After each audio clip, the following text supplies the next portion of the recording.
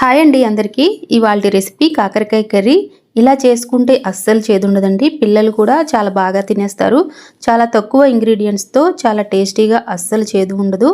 కాకరకాయ ముక్కల్ని కూడా డీప్ ఫ్రై చేయాల్సిన అవసరం లేదండి. ఈ కర్రీ ప్రాసెస్ ఉంటుంది, స్కిప్ చేయకుండా చూడండి, అప్పుడే ఈజీగా ఉంటుంది. నేను ఇక్కడ పావు కేజీ వరకు కాకరకాయలని తీసుకున్నానండి. వీటిని బాగా వాష్ చేసుకుని రౌండ్గా సర్కిల్ షేప్లో కట్ చేసుకోవాలి. తర్వాత ఇందులో ఒక స్పూన్ వరకు సాల్ట్ అలాగే కొంచెం పసుపు వేసి బాగా కలుపుకొని ఒక 10 నిమిషాలు పక్కన పెట్టుకోవాలండి. ఇలా పెట్టుకోవడం వల్ల కాకరకాయలో ఉన్న వాటర్ అంతా కూడా బయటకు వచ్చేస్తుంది. ఒకవేళ మీకు కర్రీ చేదుగా కావాలి అనుకుంటే ఉప్పు పసుపు వేయాల్సిన అవసరం లేదండి, డైరెక్ట్గా కర్రీలో వాడేసుకోవచ్చు. 10 నిమిషాల తర్వాత ఇందులో ఉన్న వాటర్ అంతా కూడా బయటకు వస్తుందండి. అప్పుడు ముక్కల్ని బాగా పిండాలి. ముక్కల్ని ఇలా బాగా పిండడం వల్ల ఏంటంటే కాకరకాయ ముక్కల్లో ఉన్న చేదంతా కూడా బయటకు వచ్చేస్తుంది. ఇలా ఈ ముక్కలన్నీ బాగా పిండిన తర్వాత 2 టైమ్స్ మళ్ళీ వాష్ చేసుకొని బాగా పిండుకొని పక్కన పెట్టుకోండి. ఫస్ట్ టైం నా ఛానల్ని చూస్తుంటే లైక్ చేసి సబ్స్క్రైబ్ చేసుకోండి, నాకు సపోర్ట్గా ఉంటుంది. కర్రీ ప్రాసెస్ కోసం కడాయిలో 2 టేబుల్ స్పూన్ల వరకు ఆయిల్ వేసుకోవాలి. 1 స్పూన్ వరకు జీలకర్ర వేసుకొని ఫ్రై చేయాలి. ఇవి చిటపటలాడిన తర్వాత 2 పెద్ద ఉల్లిపాయలు చిన్న చిన్న ముక్కలుగా కట్ చేసుకుని ఫ్రై చేసుకోవాలి. ఇవి కొంచెం ఫ్రై అయిన తర్వాత 2 పచ్చిమిర్చిని కూడా వేసుకుని ఫ్రై చేసుకోవాలి. తర్వాత 1 స్పూన్ అల్లం వెల్లుల్లి పేస్ట్ వేసుకుని పచ్చివాసన పోయేంత వరకు ఫ్రై చేసుకోవాలి. ఉల్లిపాయలు బ్రౌనిష్ కలర్లోకి రావాల్సిన అవసరం లేదండి. తర్వాత కాకరకాయ ముక్కల్ని కూడా యాడ్ చేసుకుని ఫ్రై చేసుకోవాలి. ఇవి కొంచెం 1 మినిట్ వరకు ఫ్రై చేసుకుంటే ముక్కలకి బాగా ఆయిల్ అంతా పట్టి కొంచెం ఫ్రై అవుతాయి. కాకరకాయ ముక్కల్ని మనం ముందుగా మ్యారినేట్ చేసుకున్నాం కాబట్టి డీప్ ఫ్రై చేయాల్సిన అవసరం లేదండి. ఇలా వండుకోవడం వల్ల అసలు ఏమీ చేదు ఉండదు.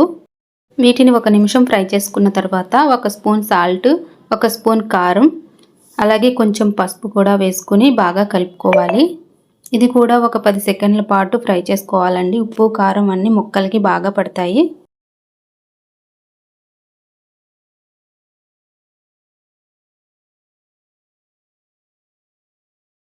కాకరకాయ ముక్కలు 1 నిమిషం ఫ్రై చేసుకున్న తర్వాత 1 గ్లాస్ వరకు వాటర్ని వేసి ఉడికించుకోవాలి. ఈ వాటర్ వేయడం వల్ల ఏంటంటే కాకరకాయ ముక్కలు బాగా సాఫ్ట్గా కుక్ అవుతాయి. వాటర్ వేసుకున్న తర్వాత కాకరకాయ ముక్కల్ని బాగా కలుపుకొని ఒక మరుగు వచ్చే వరకు ఉడికించుకోవాలి. ఈ కర్రీకి మెయిన్ ఇంగ్రీడియంట్ నువ్వుల పొడి. ఇది 2 టేబుల్ స్పూన్ల వరకు యాడ్ చేసుకోవాలి. నువ్వుల్ని ఆయిల్ లేకుండా ఫ్రై చేసుకుని మిక్సీ పట్టుకొని పక్కన పెట్టుకోవాలండి. ఈ పొడి పెట్టుకుంటే ఏ కూరలోనైనా వాడుకోవచ్చు. ముఖ్యంగా కాకరకాయ కర్రీలో ఈ నువ్వుల పొడి వేసుకోవడం వల్ల అస్సలు చేదు ఉండదండి. ఒకసారి మీరు కూడా ఇలా ట్రై చేయండి. ఈ ఒక్క పొడి వేసుకుంటే చాలు, మనకి కాకరకాయ కర్రీ అస్సలు చేదు లేకుండా వస్తుంది, హెల్దీ కూడా ఉంటుంది. తర్వాత చింతపండు రసాన్ని యాడ్ చేసుకోవాలి. నేను లెమన్ సైజ్ అంతా చింతపండుని తీసుకున్నానండి. ఇది సరిపోతుంది, ఇంకా కొంచెం తక్కువైనా తీసుకోవచ్చు, బాగుంటుంది. ఈ ప్రాసెస్లో కర్రీ వండుకుంటే 2 రోజులైనా పాడవకుండా ఉంటుందండి. ఫ్రిడ్జ్లో పెట్టకపోయినా పర్వాలేదు. మరుసటి రోజుకి కర్రీ టేస్ట్ అయితే ఇంకా ఎక్కువ అవుతుంది, చాలా బాగుంటుంది కూడా. తర్వాత మీరు తగినంత సాల్ట్ని కూడా అడ్జస్ట్ చేసుకోండి. తర్వాత 1 స్పూన్ బెల్లం కూడా యాడ్ చేసుకోండి, టేస్ట్ బాగుంటుంది. పులుసు కర్రీస్లో నువ్వుల పొడి వేసినప్పుడు బెల్లం కంపల్సరిగా వేసుకోవాలండి, లేకపోతే పుల్లగా ఉంటుంది. తర్వాత దీంట్లోనే 1 స్పూన్ ధనియాల పొడి, 1/2 స్పూన్ జీలకర్ర పొడి కూడా వేసుకుని కలుపుకోవాలి. కలుపుకుని మీడియం ఫ్లేమ్లో 2 నిమిషాలు ఉడికించుకుంటే మన కర్రీ రెడీ అయిపోతుందండి. ఈ కర్రీ రైస్లోకి, చపాతీ, రోటీల్లోకి కూడా చాలా బాగుంటుంది. కంపల్సరిగా ఇలా ట్రై చేయండి, చాలా బాగా వస్తుంది మీకు చేదు లేకుండా. ఈసారి ట్రై చేసి ఎలా వచ్చిందో నాకు కామెంట్లో అయితే తెలియచేయండి. కాకరకాయతో నేను చాలా వెరైటీస్ చేస్తూ ఉంటానండి. వారానికి 2 సార్లు అయితే నేను కాకరకాయని ఇంట్లో వండుతాను, చాలా బాగుంటుందండి.